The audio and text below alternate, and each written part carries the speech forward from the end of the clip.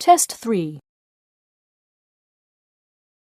You will hear a number of different recordings and you will have to answer questions on what you hear. There will be time for you to read the instructions and questions, and you will have a chance to check your work. All the recordings will be played once only. The test is in 4 sections. At the end of the test, you will be given 10 minutes to transfer your answers to an answer sheet. Now turn to Section 1. Section 1. You will hear a woman calling the London Police Department to report a robbery. First, you have some time to look at questions 1 to 4.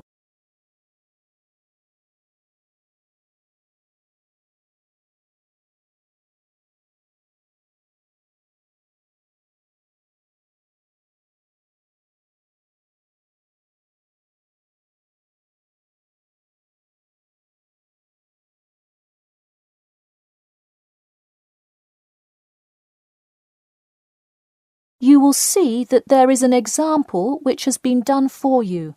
On this occasion only, the conversation relating to this will be played first. Hello, London Police Department. Yes, I would like to report a robbery. The woman says that she would like to report a robbery, so robbery has been written in the space. Now we shall begin. You should answer the questions as you listen, because you will not hear the recording a second time. Listen carefully and answer questions 1 to 4. Hello, London Police Department. Yes, I would like to report a robbery. All right, just a minute while I pull up the form. OK, could you give me your first and last name? Anna Grieg. Anna Gregg. G-R-E-G? No, Grieg. G-R-I-E-G. Got it. All right, moving on. Gender, female. Date of birth? 15th of March, 1980. All right, thanks. Just a few more personal information questions, and then we can address your claim. All right. What's the address? 4 Ellendale Street. That's E-L-L-E-N-D-A-L-E. Oh, right, Ellendale Street. Yeah, we've had a lot of break-ins in that area lately. And the postal code? W5 2AT. And are you a citizen of the UK? No. OK. What type of citizenship do you have? Well, I lived in the United States for most of my life, but I am actually of Grenadian nationality. OK. So is that the country that issued your passport? Yes. All right. Before you hear the rest of the conversation, you have some time to look at questions 5 to 10.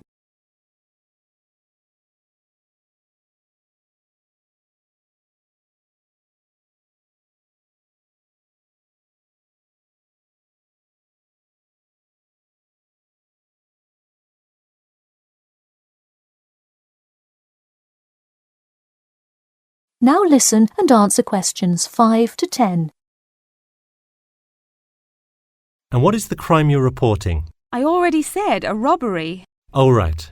Sorry. This is about the 100th robbery report I've filled out today. Have you had any prior break-ins? In the building or just my flat? The unit below mine got broken into last year. No. Just your flat.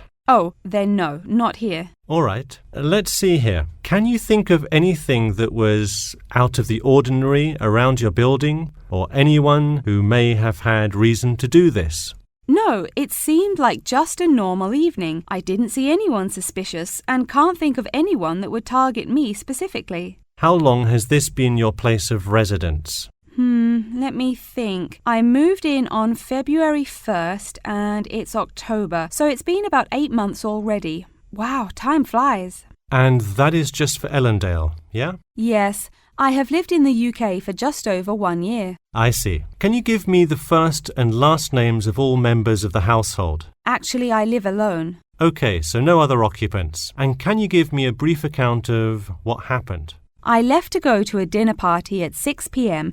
and when I returned at 11, I found the place ransacked and a lot of my things gone. Any sign of forced entry? Yes, the back door was wide open and it looked like someone used a crowbar to force it open. I see. And just to be clear, was the door locked when you left? Of course. Hey, you would be surprised how many reports we get where people have failed to lock their doors. Now, I need you to list any missing items valued above £200. So far, I'm missing my computer, my purse with my wallet in it, and the TV.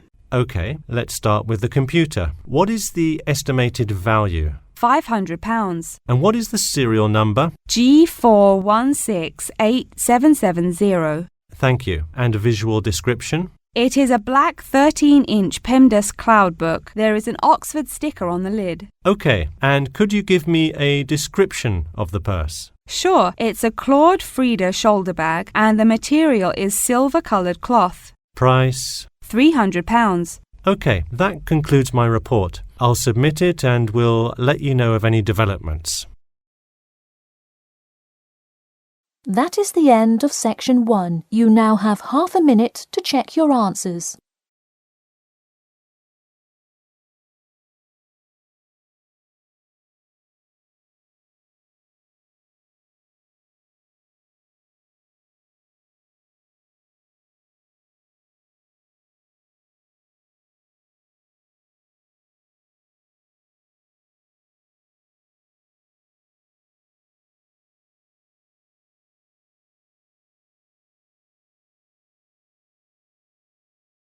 Now turn to section 2. Section 2. You will hear two students called Mark and Gina asking their tutor for advice on the extracurricular project. First, you have some time to look at questions 11 to 14.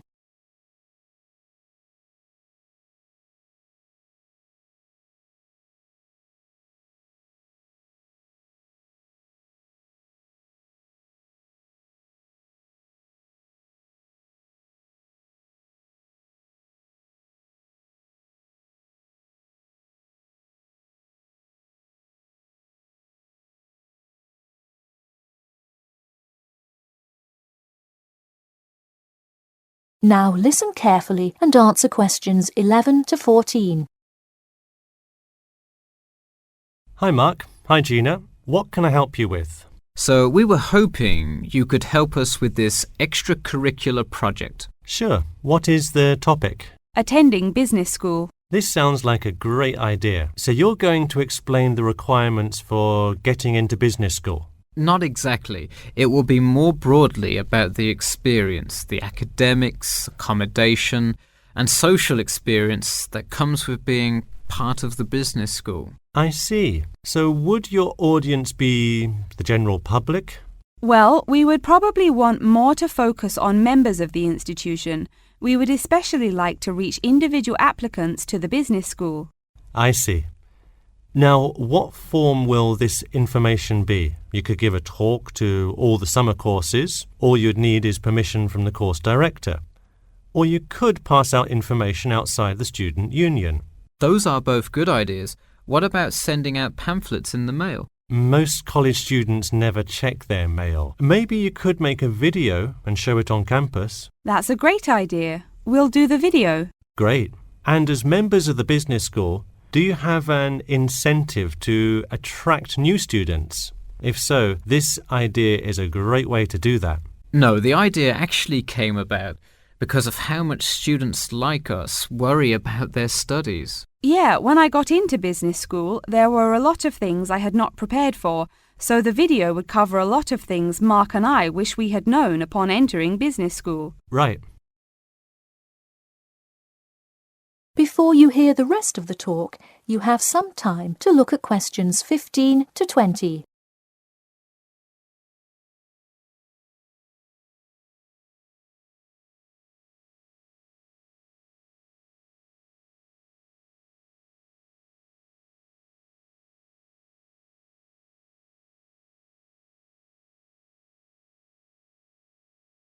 Now listen and answer questions 15 to 20.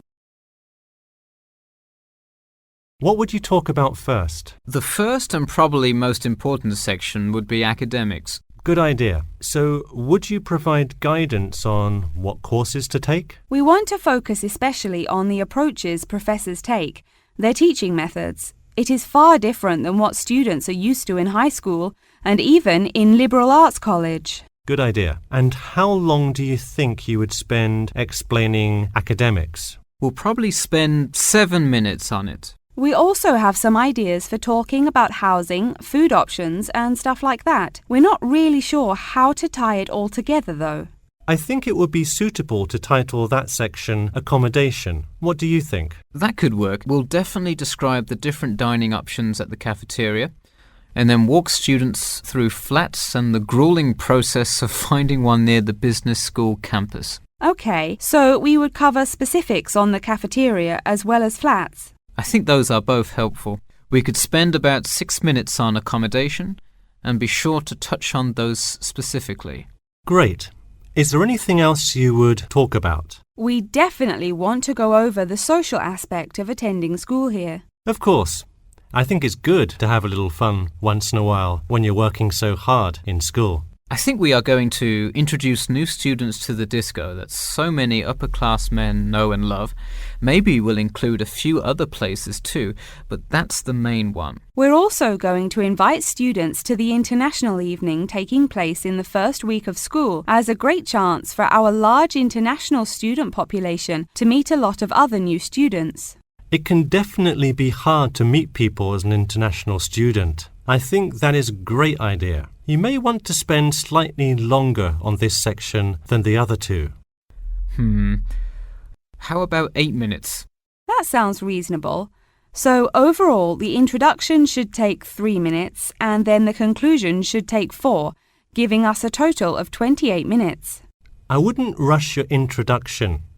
Maybe give it between 4 and 6 minutes. The conclusion, though, can be shorter since it's just a quick refresher of each of the topics. Give that not more than 2 minutes. Okay, so in total, the video should take about the same time, just more intro and less conclusion? Precisely. All right, we're going to get to work on our video. Thanks for your help. That is the end of section 2. You now have half a minute to check your answers.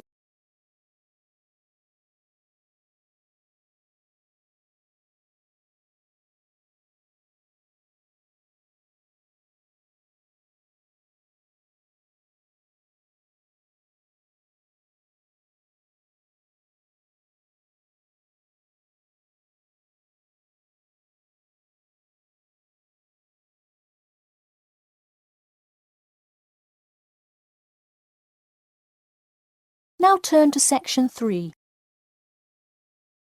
Section 3. You will hear a student called John talking to his classmate Danny about the details of his research project. First, you have some time to look at questions 21 to 26.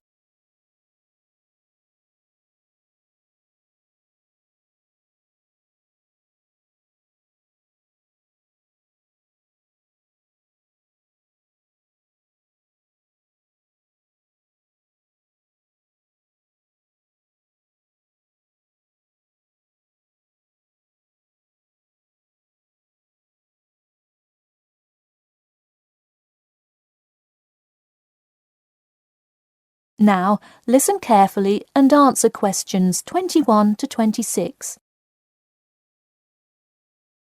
So, tell me about your research project, John.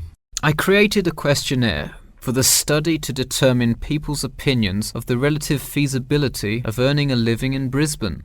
Oh, cool. How is it scored? Are they all multiple choice questions? Well, the questions consist primarily of yes or no responses. There are 2 free response questions at the end.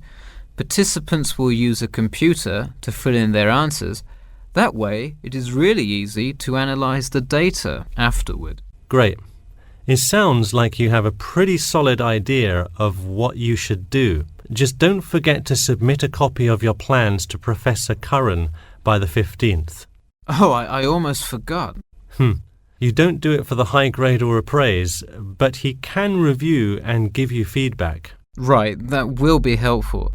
He has been conducting studies like this for 30 years now. Yep. Oh, and I'm curious.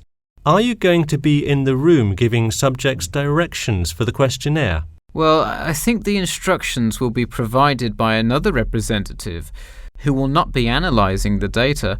I want them to feel they can answer and be completely anonymous, so I will not be in the room. Anonymity is really important for this study. I agree. Good idea. You should tell the representative to remind subjects to fully consider both sides of each issue.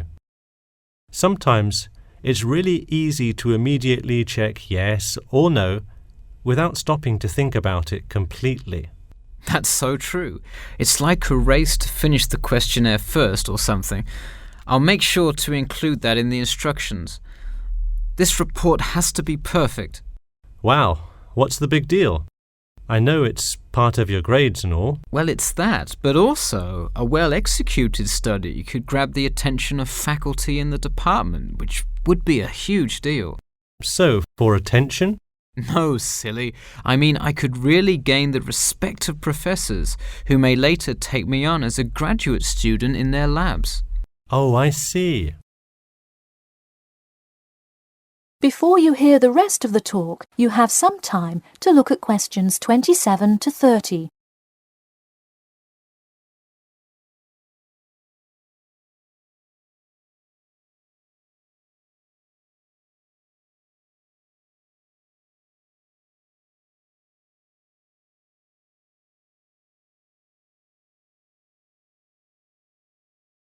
Now, listen carefully and answer questions 27 to 30.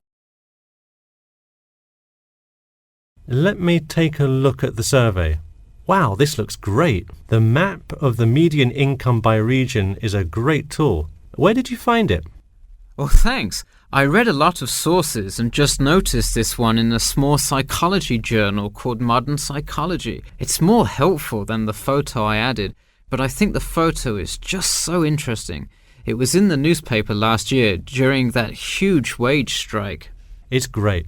Probably not necessary, but it looks great. I don't understand. What is WKRX's involvement here? Oh, the radio station agreed to sponsor the study if I play their station in the room. Wow, interesting. So you don't have to pay for any of this? Exactly. Nice. Where did you get that idea? Last month, at the Psychology Club Council meeting, someone talked about how easy it is to get sponsorship from local businesses, so I listened to their advice and called around. I'll have to remember that. Well, this all looks great. Good luck. That is the end of section 3. You now have half a minute to check your answers.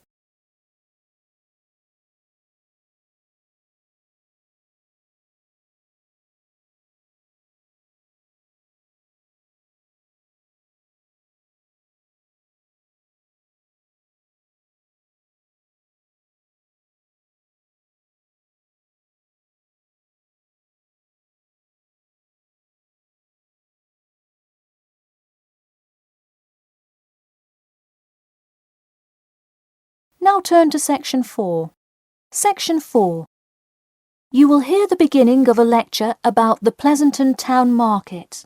First, you have some time to look at questions 31 to 40.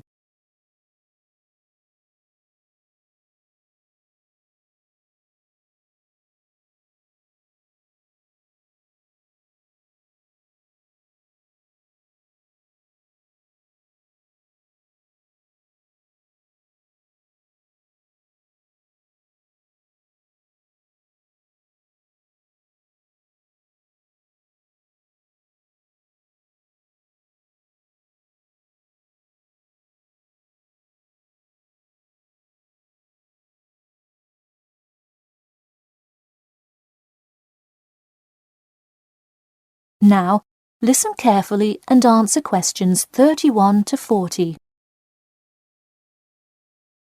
Good afternoon. In the last few lectures, we've been covering the social and political pressures that influenced the rise of the rebellion of 1679. Today, I would like to focus on the Pleasanton Town Market. Now, why are we talking all about some market? It's not like it was the first market ever, or even a particularly large market. The Pleasanton Town Market is important because it is often mentioned in the literature found in the library. If you have ever been there, you have probably seen all of the handcrafted items sold there now. But what was originally bought and sold in the town market?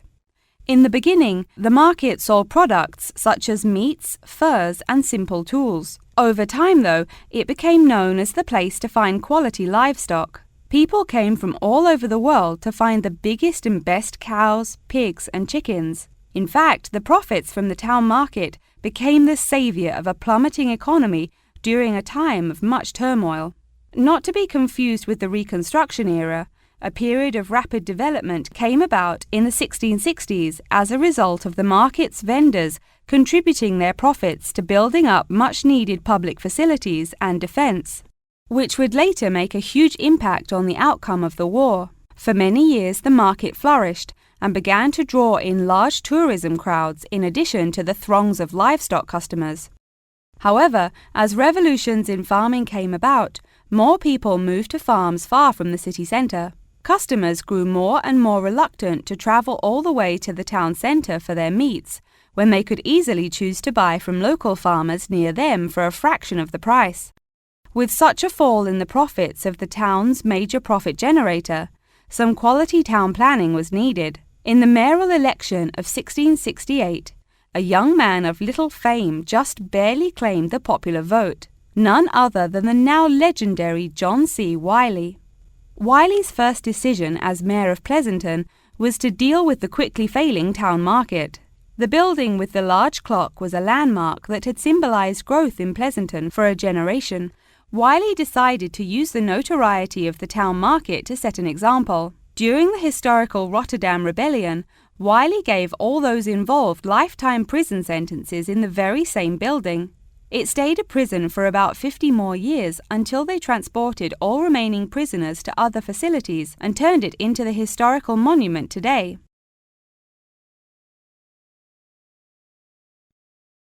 Now that you know the basics of the history of the Pleasanton Town Market, I will introduce your next group project. I want you to make a short film based on the real historical events that occurred in Pleasanton before and during the uprising. I will give you some class time to look through the library's reference section, but you will be responsible for conducting further research outside of class. I suggest starting by looking for information on the market itself. You'll find plenty of information. In fact, some students complain that there is actually too much information on it. On your own time, you could find family members of old war veterans to conduct interviews. Sometimes they provide wonderful insight that you wouldn't find in proper history books. But be careful, an interview that is riddled with bias is useless. I myself have some very old photographs here that you are welcome to take a look at for some inspiration. I'm lucky enough to own this one of Jim Wiley himself. Very interesting to see, but does not provide enough information to add much to your film. Feel free to take this film into whatever direction you choose. You could even do a crime thriller based on real outlaws. All you would have to do is look through the newspaper archives in the crime section during that time period. Try to get as much detail as you can, but you may end up having to draw your own conclusions.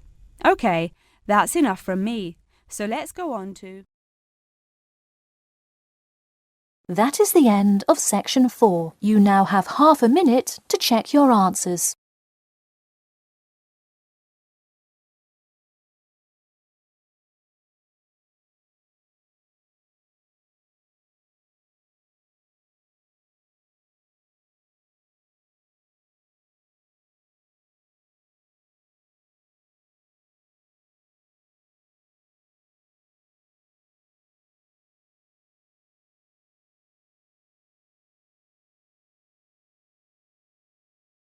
That is the end of the listening test.